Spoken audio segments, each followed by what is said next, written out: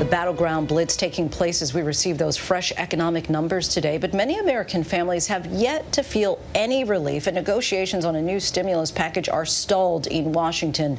More than 22 million are now receiving state and federal unemployment benefits. And a troubling recent report: more than 8 million families across the U.S. have actually fallen into poverty since May. That's when the last round of stimulus money went out.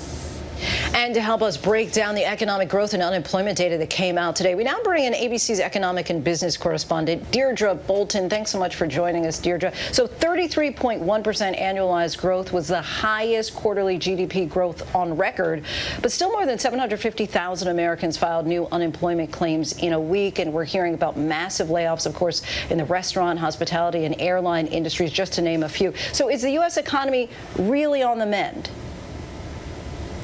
Lindsay, there are some bright spots and there are some headwinds. One quick detail I want to give about this third quarter number, which was a record quarter, but so was the second quarter and in the other direction. So if you look at this year so far, net growth-wise, we are still behind. We are still behind even where we finished the year in 2019. So that just implies how long we have to go before we get back to a growth period that is consistent, that most economists and most experts say is healthy for the U.S. economy. I want to tell you about the bright spots, though, because they were there. So you do have a certain amount of strength in personal consumer spending. That's 2/3 worth of our GDP. That's what we all collectively, of course, spend.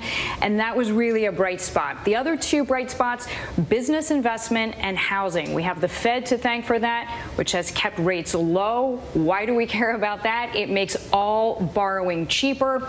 It's stimulative. So the Fed's moves have really underpinned the economy. Now, on the headwind side, we have seen so many people lose jobs. You referenced that, of course, Lindsay. And then also keep in mind the conditions that we are now in were supported in a good way by stimulus, which no longer exists. So in speaking with numerous people, they say, listen, it is just going to take us a long time to get back to where we were pre-virus. And I know you said a long time, but of course you've been speaking with economists all day. What are they predicting about U.S. economic growth over the next few months, and when can we expect to get back to our pre-pandemic economy? Lindsay, the theme is uncertainty, and these are all people who sift through this data with such a meticulous eye for detail.